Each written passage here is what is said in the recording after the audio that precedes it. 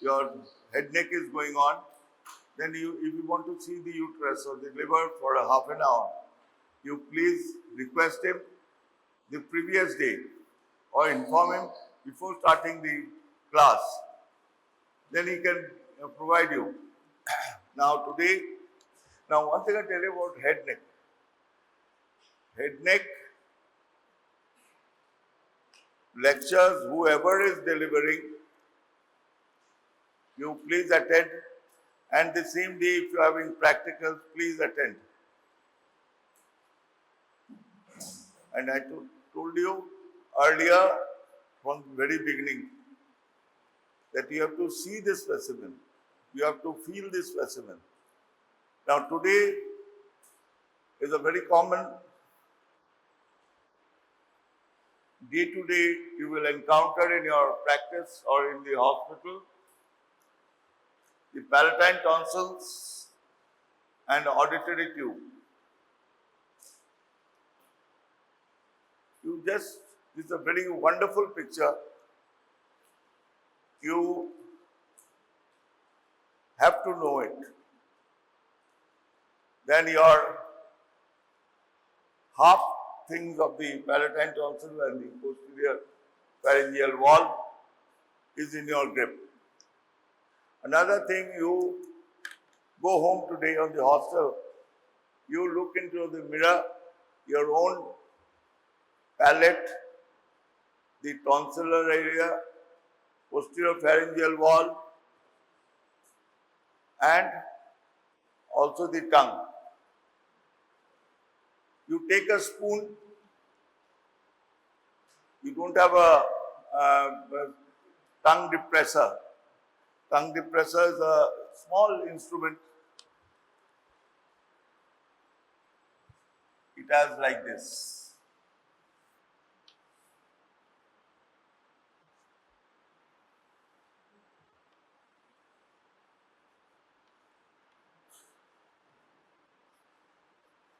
This is the jaw and the teeth. This is the tongue. It's an L-shaped instrument. You depress the tongue. And actually, if anything, an instrument, when you are putting in, people get scared. People get scared. Naturally, you have to see what I do day to day. If anyone is complaining of hoarseness of voice or he or she is come with pydexia, and then I do a routine examination, clinical examination with a tongue depressor with light to see the tonsils and the posterior pharyngeal wall. Don't think that this is your foundation, I'm telling you. It should come in reflex. You practice and make it a habit making. So similarly, you have to know the total anatomy, and also you please see, I'm telling you, you want to learn something, a joint. You sit in group, now you sit with the bones, and then you answer within yourself. Open your books and you question each other. Then you will easily recapitulate. Now, write a short note on Waldeyer's lymphatic ring. Now, see, you draw an oval. Now, nasopharyngeal tonsil. See, tubal tonsils and the tubal opening. You see the palatine tonsils and the lingual tonsils. Now, you see, I've got a bad cold. Now my ears get blocked. I mean, you have a similar experience. Now, this end, the tubal opening, the pharyngeal tympanic tube, I'll show you and describe, that's get blocked. And one thing you do is that you inhale.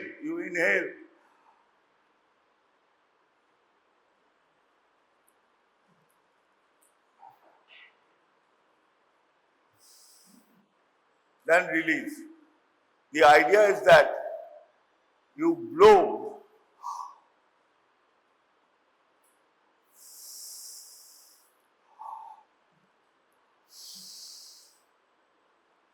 your blockage opens up.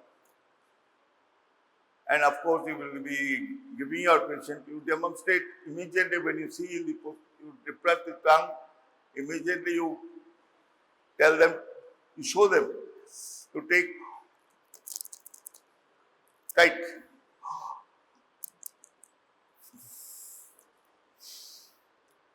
See, 3 minutes, the patient will tell you her complaint. After that, आपने देखो, you please see. She will, you ask her this thing. Sometimes, if the middle-aged lady or old lady, they will speak on, you might feel that it is rubbish. No. She might talk of many things, but you have to take the cream. And suddenly his son, her son, says, but she's ignorant. She doesn't know that what is the real problem is. Now, make it a habit every time. I've told you that whenever you do your ENT 15 days, you make it, you think of that you are a ENT consultant. When you are doing your medicine, so you examine, oh AI and this thing, oh, forget it at the present moment. Technology will domain, but your clinical eye, clinical experience cannot be matched with any other things, any other tools. Okay. Now, the definition, the aggregation of lymphatic tissue around the nasopharyngeal isthmus constitute Waldeyer's lymphatic ring. Now, structure, it consists of aggregation of lymphatic follicles covered by mucosa. Location at the commencement of air and food passage. Now, when you go and study pharynx, larynx, and your esophagus, you have already covered. Now, it is the epiglottis. So, if any reflex, sometimes you drink water that bisham lega jai. So, you have to know the confluence of nasopharyngeal or pharyngeal tonsil, nasopharyngeal or pharyngeal tonsil, the tubal tonsil, the tubal opening, and palatine tonsils and lingual tonsils. This is the palatine tonsils, and the lingual tonsils. The palatine tonsils have been crypt. When you see, you will see the pus points in the crypts. So you give her him antibiotics or whatever you go, and you warm saline gargle. These things should be done. Now you see the sagittal section, mid-sagittal section. Now you see nasopharyngeal tonsils here, the tubal tonsils here, tubal opening here, and this is the palate. This is the palatine tonsils here. This is the tongue. This is the lingual tonsils. Now palatine tonsils here, and this is the nasopharyngeal tonsil.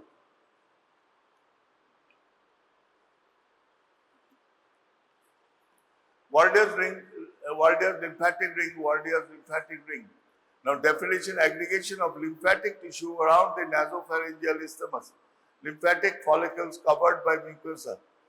Constituents, nasopharyngeal tonsil, tubal tonsil, palatine tonsils and lingual tonsils. Clinical, adenoid, enlarged nasopharyngeal tonsils. Obstruction of auditory tube, enlarged palatine tonsils. Difficulty in swallowing. Clinical integration, enlargement of nasopharyngeal tonsils, adenoids, may obstruct nasopharyngeal air passages.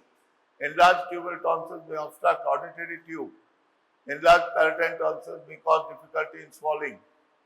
That small area causes so much difficulty, and you have to, it's easy to identify, and you also throughout 365 days, some part of the year, you are getting, your ears get blocked, or you're suffering from some upper respiratory tract infection.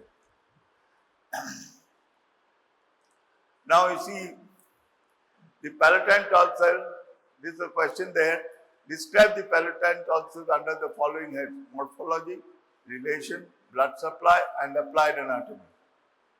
It can be a long question or it can be 10 marks question. Now, palatine tonsils, commonly called tonsils, are a pair of almond-shaped masses of lymphatic tissue situated in the lateral wall of the oropharynx in the tonsillar fossa.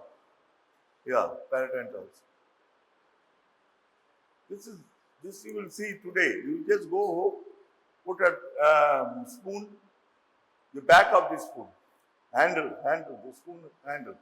You depress your tongue, and then you can view the total, the uvula, hard palate, soft palate, and palatoglossal arch. This is like this.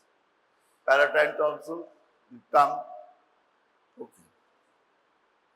Now this is a picture what you will see today. Yourself in the mirror, or your friends, or the friend sees your tonsil, your palatine tonsils. Now this is the palatopharyngeal arch, palatoglossal arch, soft palate, the uvula, palatine tonsil, posterior wall of the pharynx. If it is a chronic pharyngitis or smoker's throat, then it comes with a cough, always smoking. Then, if the person says, "Na, ami to bidita, cigarette ta chhadte pari na." So, how many, one bundle of bidi do you take, or how many cigarettes you smoke? If it's a chain smoker, you advise him, you buy a small scissor, and in the morning, before going to toilet, some people have that block, the under the smoke, and sit in the toilet, seeing mobile. He cannot have potty. So, one cigarette, if it's filtered. If it is with a filter, then cut it into half and smoke half.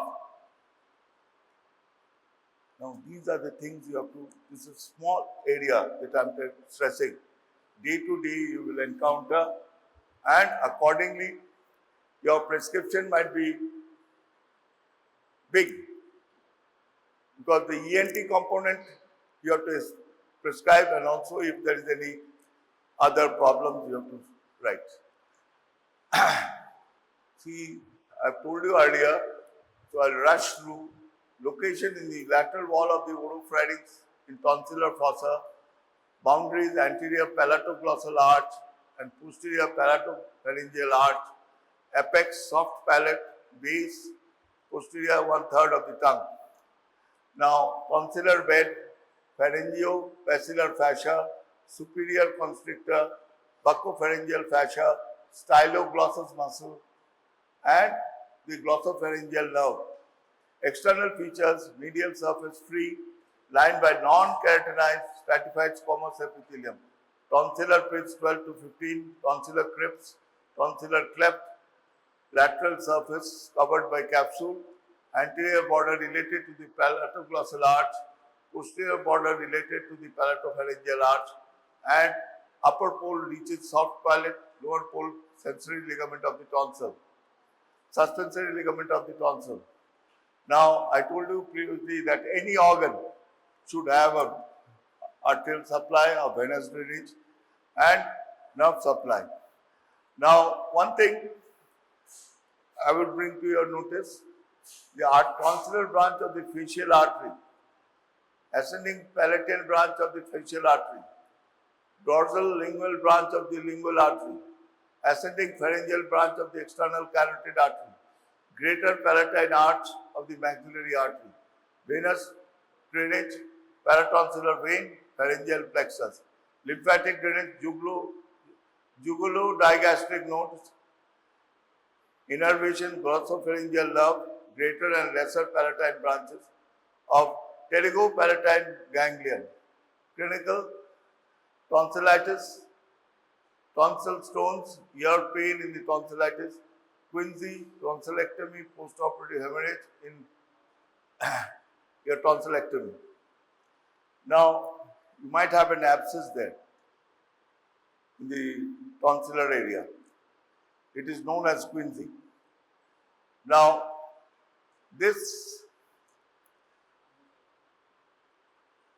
tonsillar bed.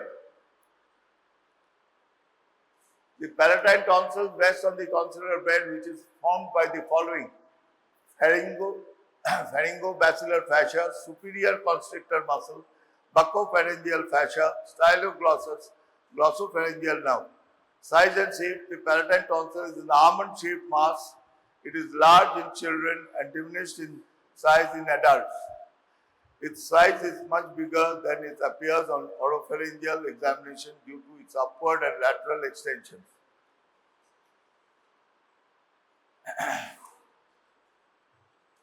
Here's a very good picture. You please practice. Every book has. Now, see the paratonsillar vein. The pharyngobasilar fascia is here in green. Superior constrictor muscles here. Buccopharyngeal fascia in green. Styloglossus muscle and glossopharyngeal nerve. Peritonsillar space. Now, palatoglossal arch, palatoglossal muscle. Now, palatine tonsil, you see the intertonsillar cleft, tonsillar crypts, and palatine tonsil. Now, external features. The palatine tonsil has two surfaces, medial and lateral, two borders, anterior and posterior, two poles, upper and lower. Medial surfaces, it is free and bulges into the oropharynx. It is covered by non-keratinized stratified squamous epithelium. The medial surface shows the following features: tonsillar pits. These are 12 to 15 small openings. Each pit leads into a mucous tubule called tonsillar crypt, which is surrounded by numerous lymphatic follicles. Intratonsillar crypt magna, crypta magna, is a deep semilunar fissure in the upper part of the tonsil in 40% of the individuals. It represents a remnant of the second pharyngeal pouch. Now, this can be a MCQ.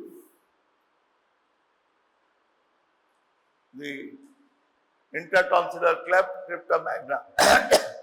It is a deep semilunar fissure in the upper part of the tonsil. In 40% individuals, it represents a remnant of the second pharyngeal pouch. Lateral surface is covered by well-defined fibrous capsule. The capsule is separated from the tonsillar bed by loose areolar tissue of the peritonsillar space. Now, the capsule of the tonsil is derived from pharyngobasilar fascia. The capsule is firmly adherent to the tongue. It keeps the tonsil in place during swallowing. Now, tonsillar artery enters the tonsillar bed by piercing the superior constrictor muscle. Now, the palatine, external palatine or paratonsillar vein descends from the palate in the paratonsillar space. It pierces the wall of the pharynx and drains into the pharyngeal venous plexus. Now, clinical indication. Now, paratonsillar abscess. It is a it is an accumulation of pus in the paratonsillar space due to spread of infection from tonsil. Now, paratonsillar vein may get injured during tonsillectomy.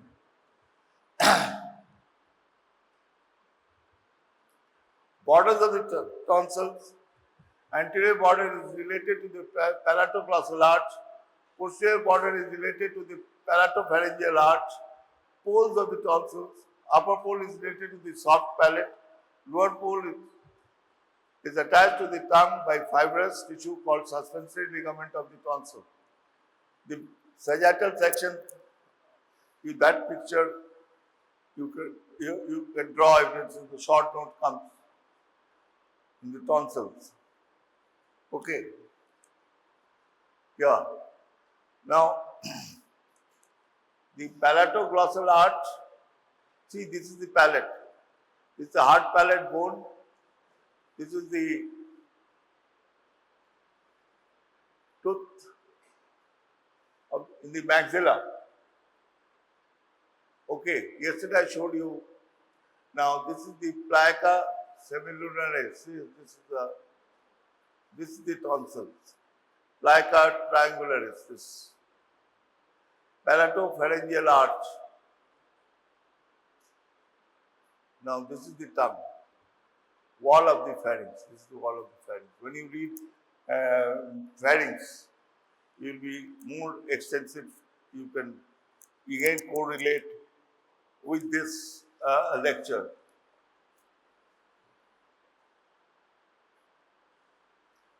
Now, blood supply and lymphatic drainage. See,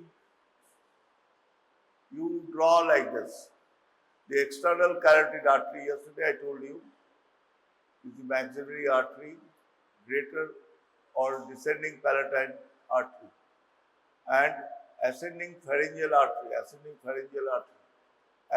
palatine artery, tonsillar artery, facial artery, and the lingual artery, the dorsal lingual arteries, and it is here, external carotid. I told you yesterday the vessels of the head and neck, and you take it in pieces and then bring it into one when you are studying. Because it extends from here. Naturally, in one day you don't go and, but you break according to their supply into different pages of your revision diagram.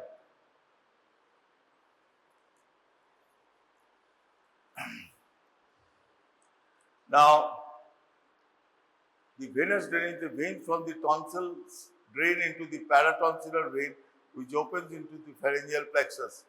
Lymphatic drainage, the lymphatics from the tonsils drain into the jugulodigastric node, hence they are called tonsillar nodes. Now, clinical integration, the jugulodigastric nodes get primarily enlarged in tonsillitis. So, if there is a node here, then that's why any complaint within the oropharynx, you please examine. Because even antibiotics, some antibiotics, they work better in the upper respiratory tract infection. All antibiotics, you will write anything, a big, a costly antibiotic. You write, you get net result. Companies, they'll claim that this is done, this is done, this is done. But you begin which is not being used randomly. Then your oxythromycin, azithromycin. These are the common molecules you can prescribe. But by the time you pass out, I don't know, there might be Vishwaron, blast in therapies. Okay? And innervation tonsils is supplied by glossopharyngeal nerve. The glosso, tongue, pharynx. Then the nerve supply, the glossopharyngeal nerve is supplying the pharynx and your tongue. That means it cannot escape. It cannot escape the tonsils, the palatine tonsils. It also gives branches in that level. Okay? Now see, this is the picture. Chronic tonsillitis, yeah. Soft palate is chronic tonsillitis. Tonsillitis is the infection and enlargement of tonsils called tonsillitis. Acute tonsillitis is common in school-going children. It is commonly produced by viral infection. Repeated episodes of infection may result in chronic tonsillitis. So every time you just prescribe antibiotics, no, you can just warm saline gargle. Of course, if he is breathing, the child's mother tells you that my son taking breathing in the night by just opening up his mouth. So you see the condition, and if it is a small child, he cannot gargle. But if it is a kid of 4 years, 5 years, 6 years, 7 years, 10 years, 11 years, you can, by his mother will show that you have to gargle like this. You write gargle. But in our day-to-day practice, in the rural area, even urban areas, many people, most of the people now might be knowing.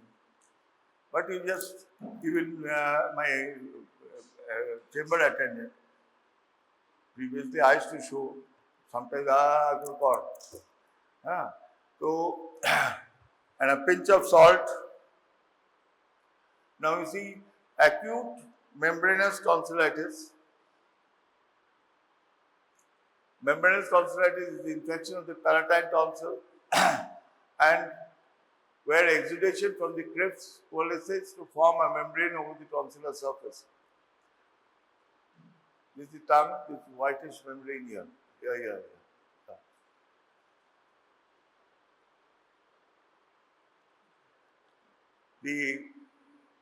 Your examination with the torch, with a tongue dip pressure is sufficient to diagnose most of the ENT condition in the oropharynx, the tonsillar areas, everything. Of course, in some other problematic areas is that you have to do ENT people having small endoscope. They do it in the chamber also. That gives you a better view, better picture. Now you see, this is the tonsillit. This is tonsillit. It's yellow, whitish. Now right tonsils. Sometimes you depress the tongue, you relax the patient, you touch it, a swab, then you will see it won't come out. You just see just like this. It can be done with practice by you, MBBS student. Only you have to, anyone comes with a smoker's throat, stop smoking. Red you write. Babu, birita 2 bundle khao. I could student bri kinbe. Student bri means small size biri. The students smoke. My friends, people were smokers, so they used to buy students' bri. There was Sopun said, the head, just after me, after the inspection, during the inspection, Sopun said was the assistant. He used to smoke bidi.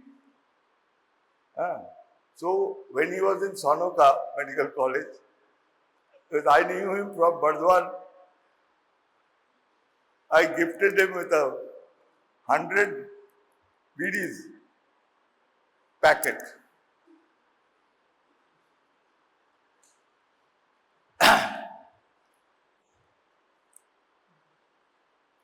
And my principal in my school, Brother Murphy,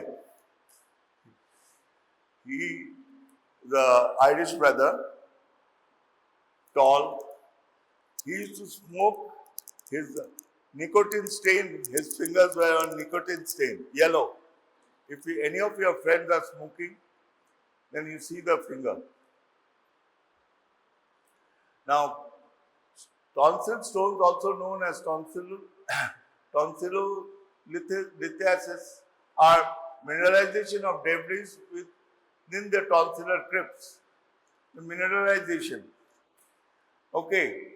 Ear pain in tonsillitis. The pain from the palatine tonsil is often referred to the ear through glossopharyngeal nerve. Because the glossopharyngeal nerve is supplying the pharynx. The auditory opening is in the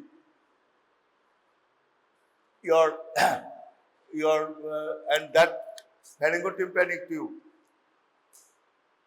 it gives you a ear pain.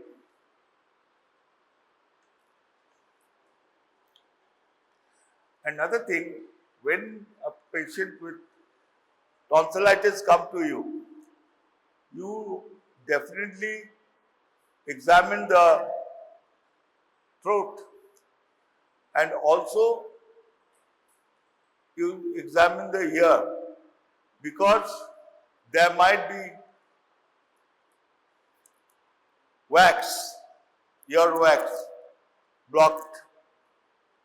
Then you have to, if you just try, there's a small probe-like structure, you just try to remove, see. But if it doesn't, it's blocked like a stone. There are some medicines that will soften for 5 days, 6 days you give, then ask to come. And you refer to the ENT surgeon, or you can syringe water and it comes out. Okay. Now, your injury to glossopharyngeal nerve is tonsillectomy results in loss of sensation in the posterior 1/3 of the tongue. Now, Quinsy is the suppuration in paratonsillar space. This is paratonsillar space. This is the paratonsillar space. At an abscess, you can also put a swab there. Of course, reflexly, the patient will cough. Okay. Now, abscess is drained by making an incision in the most prominent part of the abscess. Quinsy is the suppuration in peritonsillar space. This abscess is drained by making an incision in the most prominent part of the abscess. Now it is in the domain of the consultant, ENT consultant. Now that means you have to know, you have to diagnose and then refer. Now the abscess is drained by making an incision in the most prominent part of the abscess. Tonsillectomy, it is a surgical removal of the tonsil. Recurrent tonsillitis may require tonsillectomy. The Auditory method is commonly used is tonsillectomy. Post-operative hemorrhage in tonsillectomy, it is checked by removal of clot from the side, because clot may prevent retraction of blood vessels. Now, histology of the tonsils is stratified squamous epithelium, the tonsillar crypt, the lymphatic nodules here, this is round, this is round, this is round, this is round. These are two blood vessels. These are two blood vessels here. The capsule. Now diffuse lymphatic tissue. Okay. Now the lining epithelium, tonsillar crypt, lymphatic follicles, lining epithelium, oral surface of the palatine tonsils covered by non-keratinized stratified squamous epithelium. Tonsillar crypts, the epithelium margin, internal surface of the tonsils that forms tonsillar crypts. Tonsillar crypts are lined by non-keratinized stratified epithelium. Epithelium and lumen of the crypts may show invaginated lymphocytes. It is difficult to find boundary between epithelium and lymphoid tissue. Laterally, if you want to see, please see this slide. If you want to view, then you ask Avinash, he will place the slides. You please see, and Or if you have a very good histology atlas, you can look into it. Lateral tonsil is bounded by connective tissue capsule and has some efferent lymphatic vessels. Lymphatic tissue just beneath the epithelium, palatine tonsil shows dense aggregation of lymphatic follicles. Lymphatic follicles are supported by meshwork of reticular fibers. Now, palatine tonsil develops from two sources, endoderm of the second pharyngeal pouch and mesoderm lymphocytes. Endoderm, mesoderm. At least if there is a long question,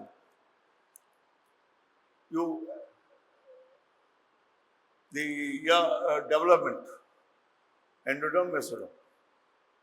You do term, लिखने से आपको half marks or 1 marks मिलेंगे. As a whole, your representation in the script, in theory, will be, he knows.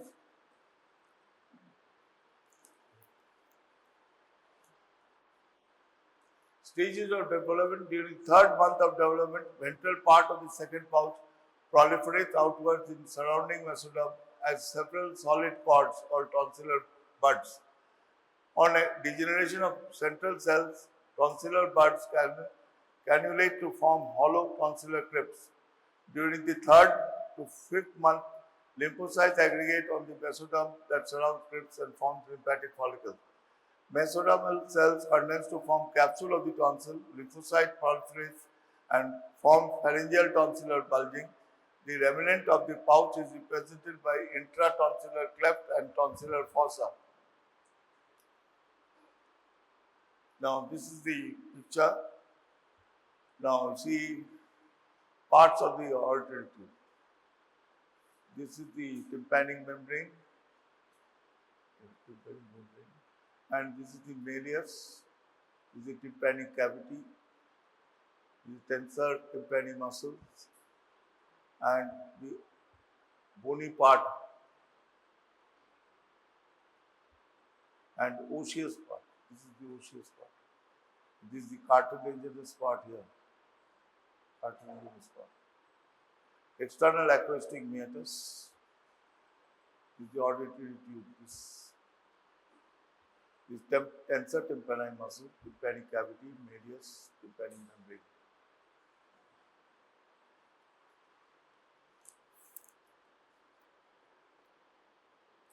Now, pharyngotympanic tube or Eustachian tube. Short note. Write a short note on auditory tube. Auditory tube is a trumpet-shaped channel which connects to the nasopharynx with tympanic cavity. Function, it maintains the equilibrium of the air pressure on either side of the tympanic membrane for proper vibration of sounds. Now, this is the thing that your ear gets blocked, and I told you that you blow in,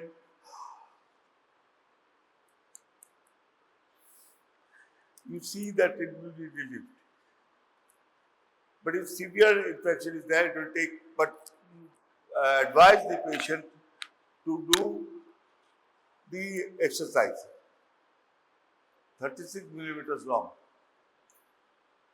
And direction, the auditory tube is directed downwards, forwards and medially to form an angle of 45 degrees with the sagittal plane and 30 degrees with the horizontal plane. The auditory tube is divided into two parts, the bony osseous part. It is the posterolateral part and forms 1/3 of the tube. It is 12 millimeters long. Cartilaginous part, it is anteromedial part and forms 2/3 of the tube. And it's about 24 millimeters long. Isthmus, it is the meeting point of the bony part and the cartilaginous part of auditory tube. It is the narrowest part of the tube. Now, previously, due to your infection, these things used to get blocked and there might be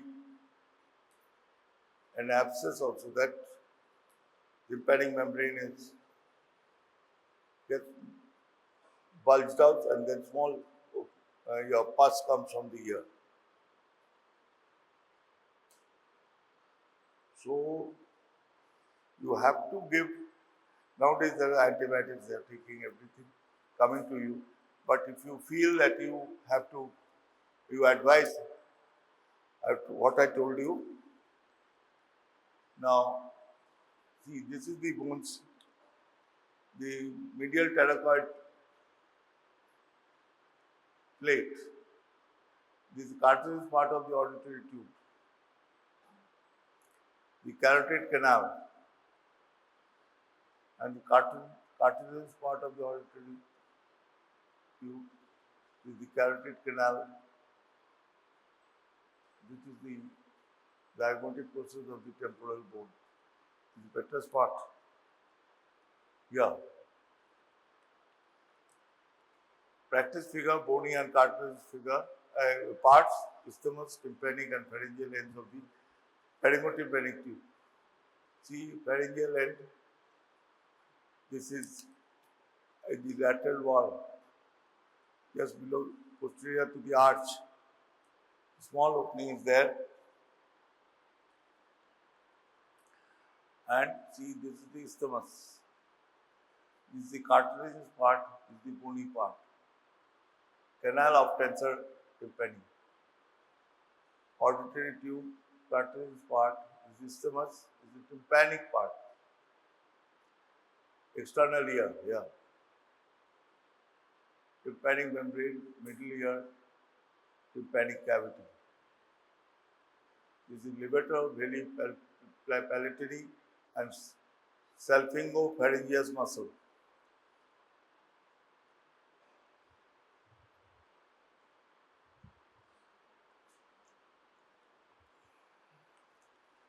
Bony part of the auditory tube, the bony part of the auditory tube lies in the pectus part of the temporal bone. Its lateral end is wide and opens into the anterior wall of the middle ear. Cartilage part of the auditory tube lies in the sulcus tubule, which is a groove between the greater wing of sphenoid and apex of the petrous part of the temporal. Now I showed you yesterday the cranial bones. So you, with this thing, that when you see the base of the skull, when you study this portion, please, the cut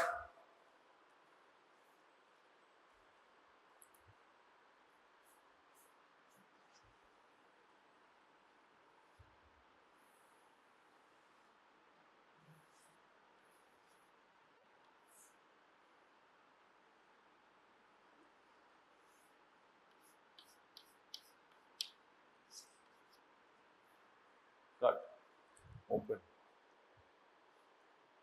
You have a full skull also with you when you are studying.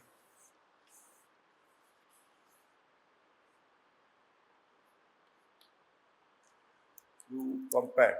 Plus you have the temporal bone and the sphenoid side. Akbar Atlas का खोलो तो वो tab है beautiful, you can download and see the features. वो temporal bone नहीं.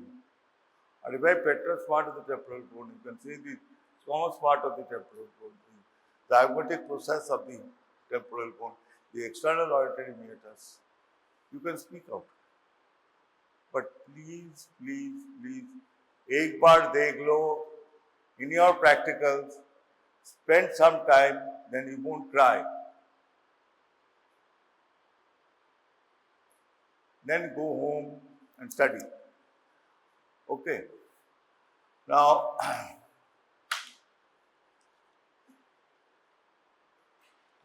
see the cartilage part. Now, bony part auditory tube, the bony part of the auditory tube lies in the petrous part of the temporal bone. Its lateral end is wide and opens at the anterior wall of the middle ear. Cartilage part of the auditory tube lies in the sulcus tubae, which is a groove between the greater wing of the sphenoid and apex of the petrous part of the temporal bone. The part of the auditory tube has superior and medial walls formed by the triangular plate of curved elastic cartilage. The apex of the triangular plate is attached to the medial end of the bone.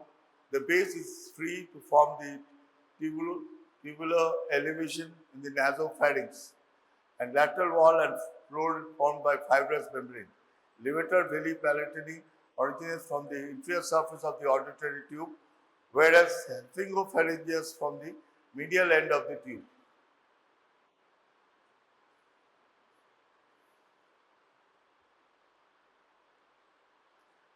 Now, ends of the tube. Medial pharyngeal end is large vertical slit-like opening.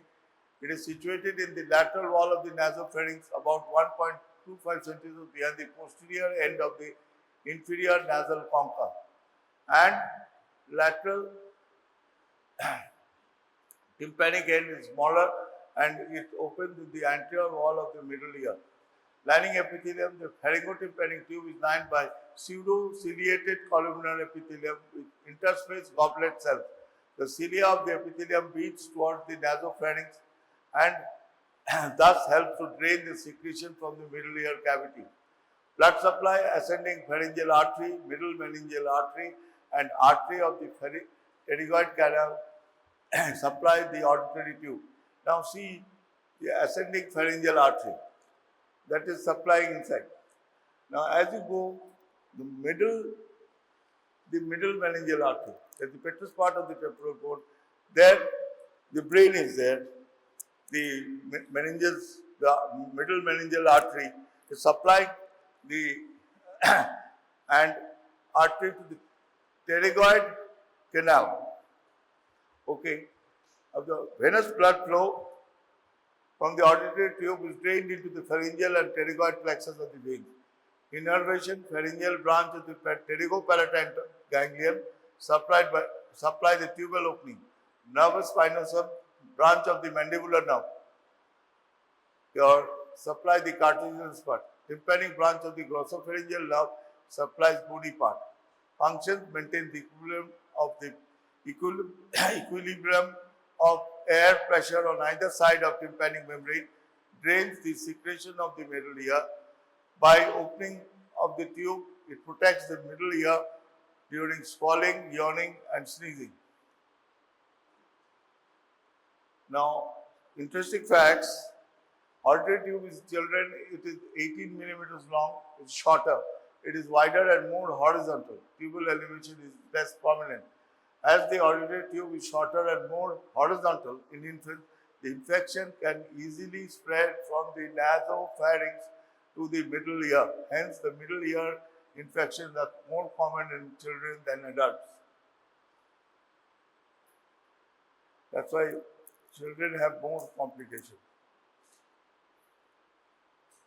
Now, Eustachian catarrh, it is the inflammation of the Eustachian tube. It is usually occurs in common cold and sore throat. It may cause pain in the ear, which is aggravated by swelling due to blockage of the tube. Then you have to go fasting.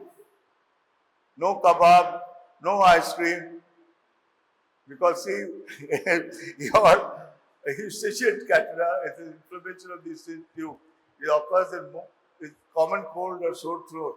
It may cause pain in the ear, which is aggravated by swelling due to blockage of tube. Just the maja kar liya.